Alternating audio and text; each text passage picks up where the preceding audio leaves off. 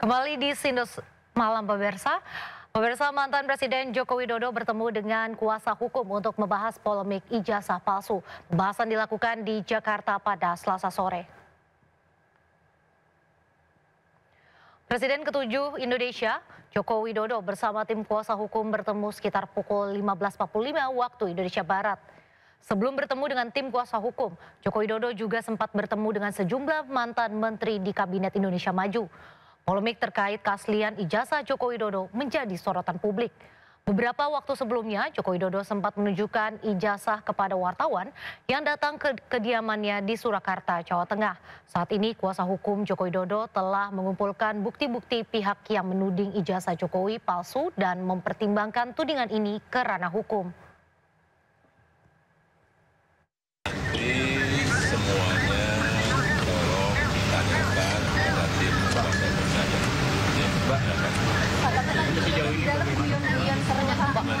Memang apa aja kayaknya guyon-guyon.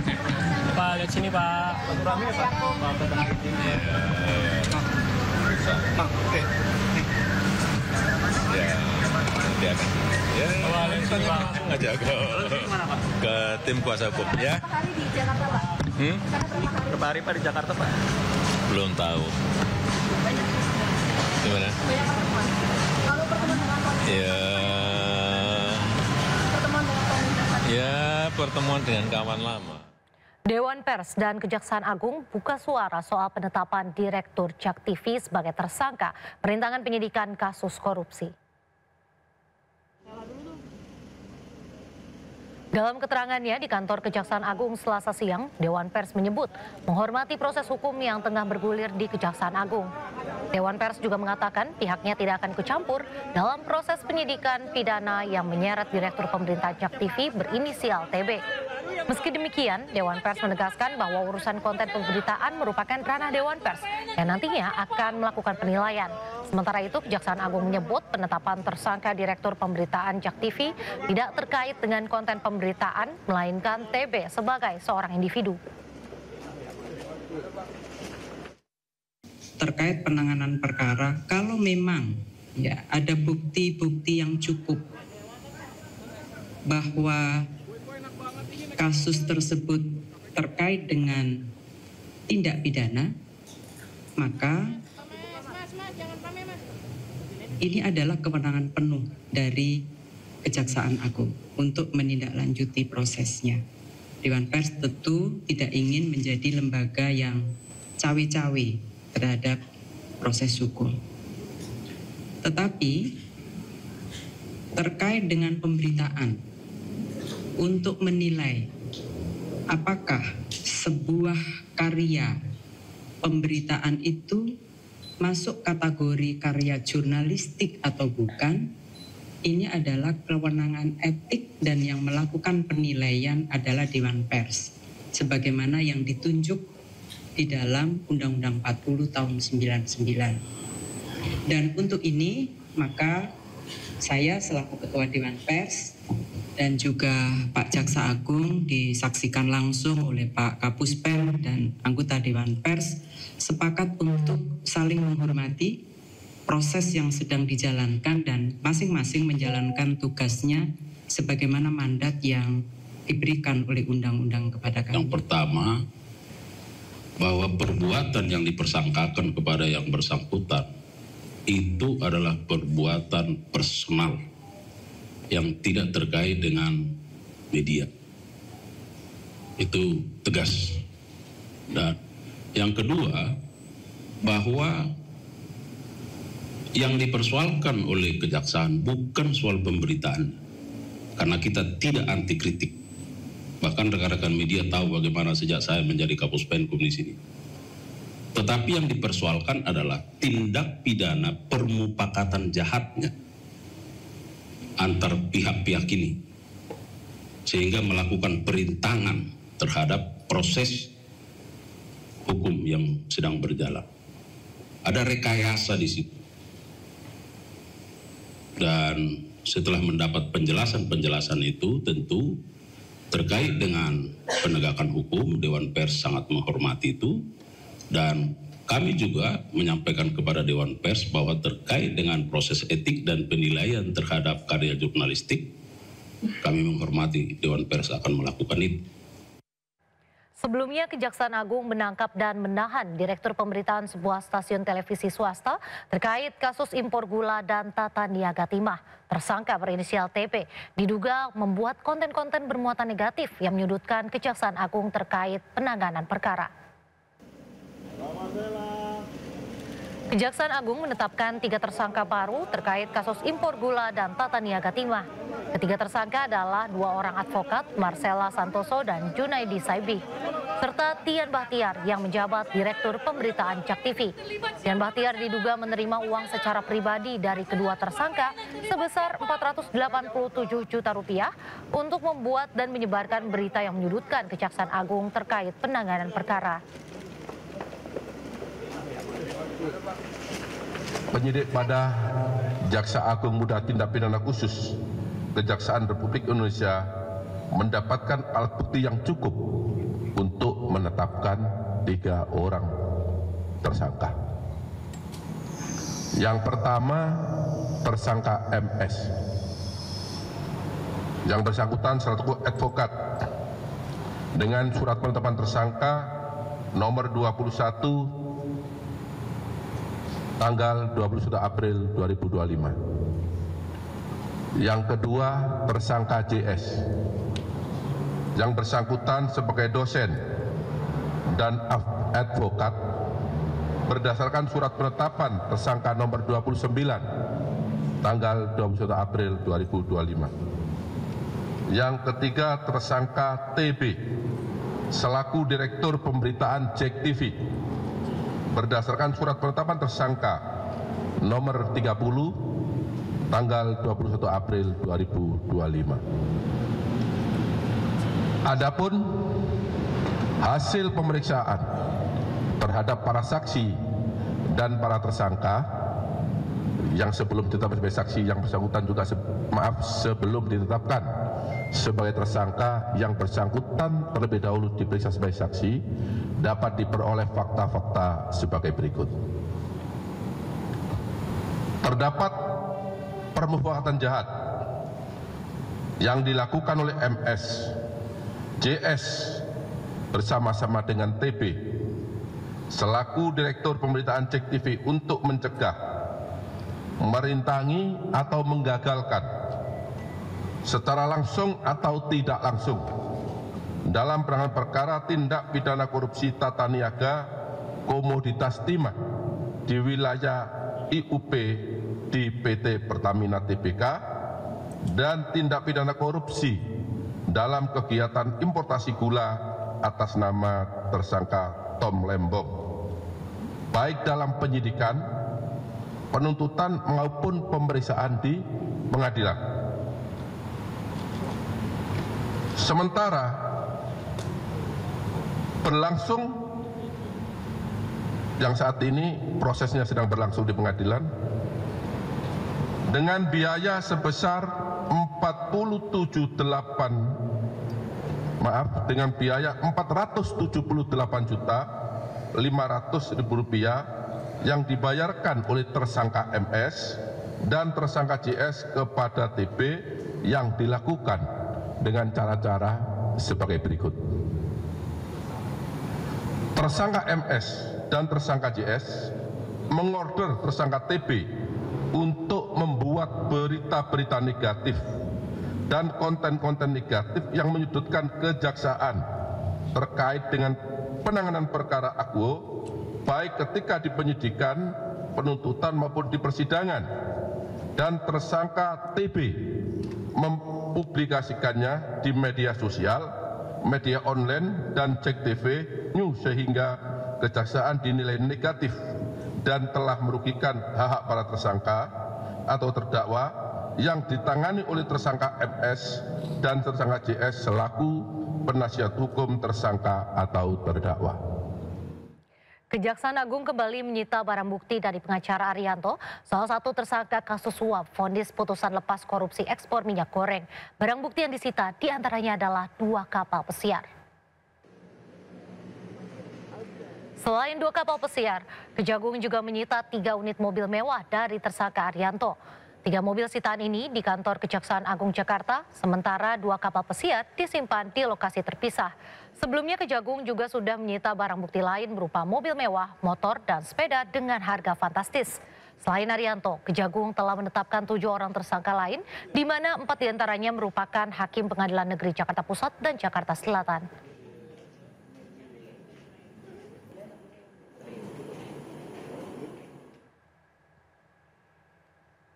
Kasus impor gula menjerat mantan Menteri Perdagangan Thomas Lembong.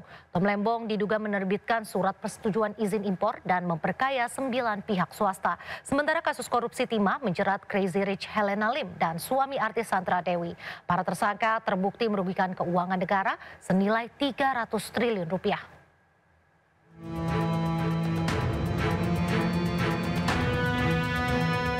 Mantan Menteri Perdagangan Thomas Dikasih Lembong terjerat dugaan korupsi impor gula pada tahun 2015-2016.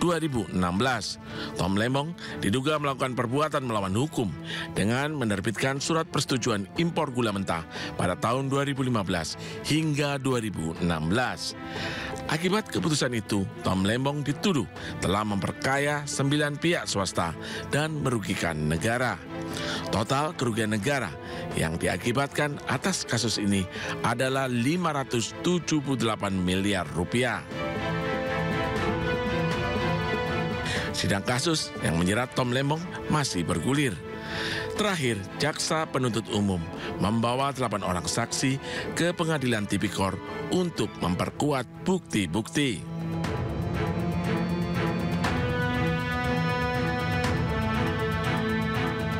Kasus korupsi tata niaga komoditas timah menjadi perhatian publik. Selain nilai korupsi fantastik sebesar 300 triliun rupiah, nama-nama publik figur ikut terseret dalam kasus ini. Kejagung telah menetapkan 22 tersangka, termasuk diantaranya Crazy Rich Helena Lim dan salah satu suami artis Sandra Dewi, Harvey Muiz. Sempat divonis ringan, Harvey Muiz akhirnya mendapat vonis hukuman 20 tahun penjara. Harvey juga dihukum membayar denda 1 miliar rupiah, subsidiar 8 bulan penjara, serta uang pengganti sebesar 420 miliar rupiah. Sementara Helena Lim divonis 10 tahun penjara dengan hukuman denda 1 miliar rupiah, subsidiar 6 bulan penjara, dan uang pengganti sebesar 900 juta rupiah. Tim Liputan iNews melaporkan. Pemirsa, nama Presiden kedua Republik Indonesia Soeharto kembali masuk ke dalam daftar usulan Kementerian Sosial sebagai pahlawan nasional. Namun usulan Soeharto menjadi pahlawan nasional justru menuai polemik.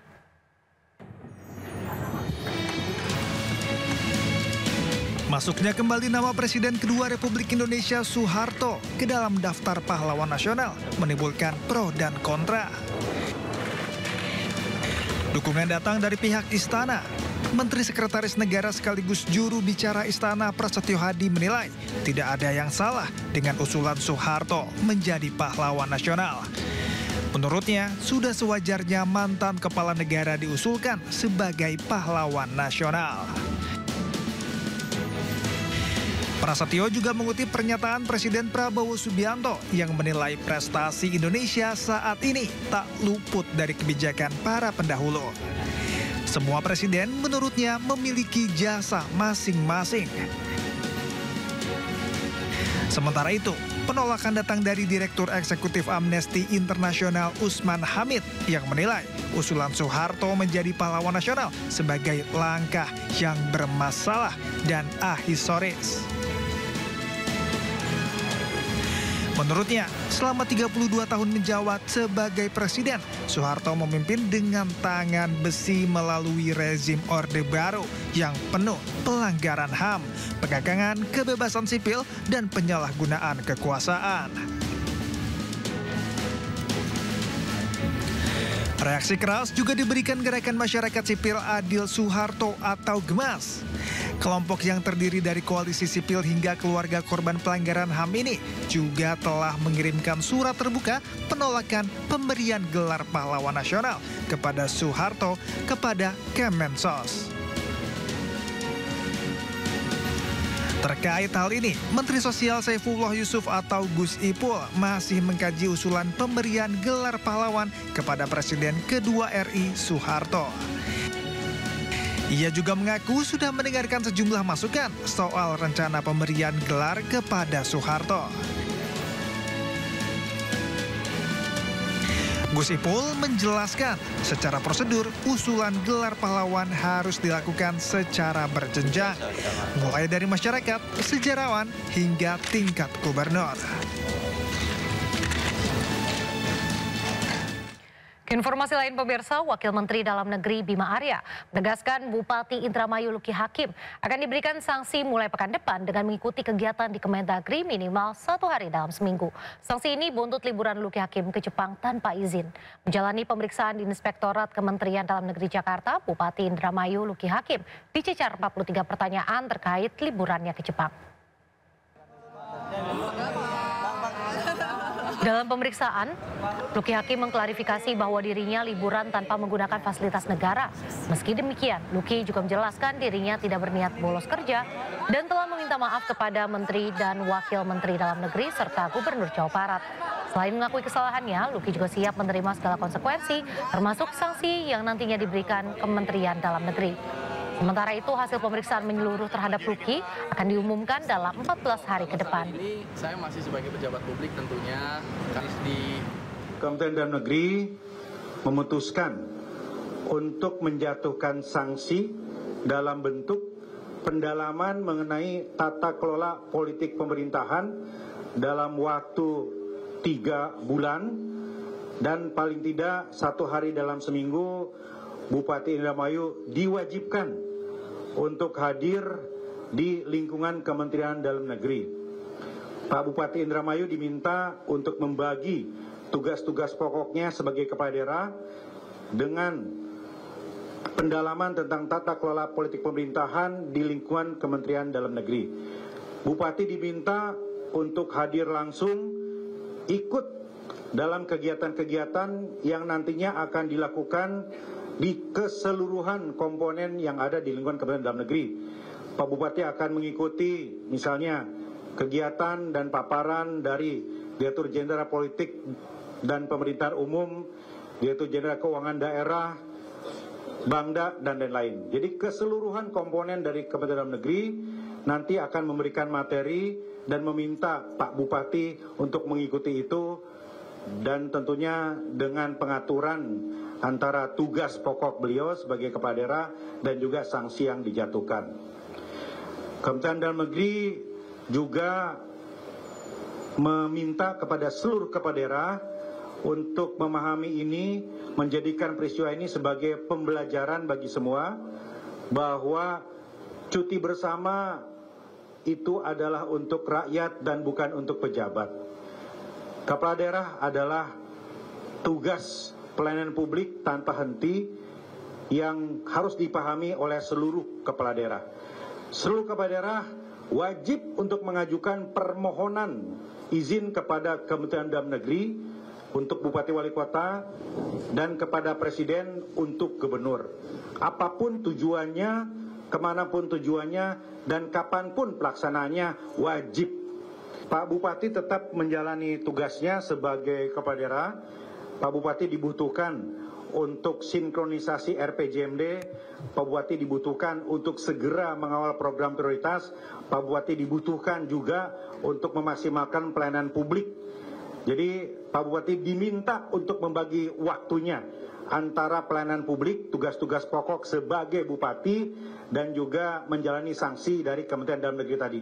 Jadi paling tidak 1 hari dalam seminggu diminta kehadirannya di lingkungan Kementerian Dalam Negeri, dan nanti jadwalnya akan disusun oleh Pak Sekjen agar bisa ditaati dan dilaksanakan oleh Pak Bupati.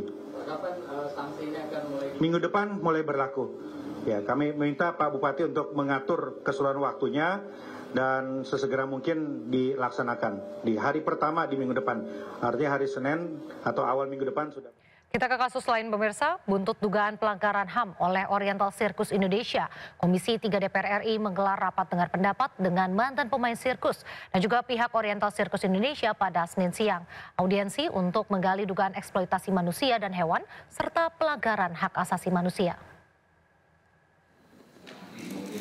Komisi 3 DPR RI menggelar rapat dengar pendapat umum bersama Polda Jawa Barat, kuasa hukum mantan pemain sirkus serta pengelola Oriental Circus Indonesia.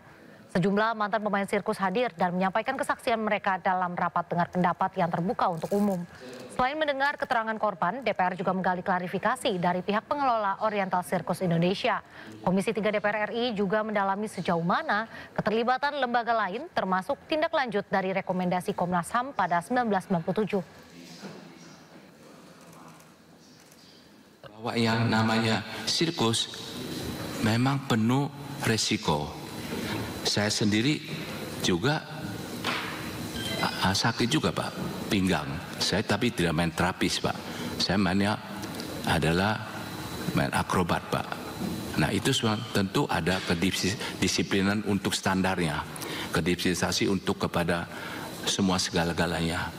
Namun kami memiliki bukti waktu jatuh langsung pakai pesawat Garuda, yaitu tiketnya ada. Nanti bisa dilakukan juga dibawa tanggal itu juga masuk ke rumah sakit Sumber Waras, dioperasi dengan dokter yang ini ada juga buktinya. Sirkus itu kan pelatihan yang sama persis dengan kayak seolah-olah ditarget gitu. Oh lu harus begini gitu. Nah itu dianggap menjadi hal seolah-olah pelanggaran HAM. Tapi kan kalau ngomong sirkus, ya itulah sirkus, pelatihannya memang demikian. Nah, makanya tadi kenapa saya ngotot untuk para pihak, baik pengelola dan para pemain mantan sirkus itu duduk sama-sama untuk mencari titik tengah apa yang diharapkan oleh si para pemain sirkus dan si pengelola. Dan akhirnya saya minta kasih waktu ke mereka 7 hari. Kalau 7 hari nggak diselesaikan, maka silakan melalui proses penegakan hukum yang nanti akan kita awasi. Begitu. Kembali di Sindo Malam, pemirsa, kebijakan Presiden Amerika Serikat Donald Trump mengguncang perekonomian dunia. Harga emas logam mulia kian menjulang, menembus harga psikologis 2 juta rupiah per gram dan dalam harga pembukaan pagi ini. Dalam laman resmi butik emas Antam, harga pembukaan emas logam mulia Antam menembus angka 2 juta rupiah, yakni pada 2.016.000 rupiah per gram. Naik 36.000 rupiah dari harga pembukaan kemarin pada 1.980.000 rupiah per gram. Kenaikan harga emas didorong harga emas internasional yang masih dipengaruhi oleh ketidakpastian ekonomi global.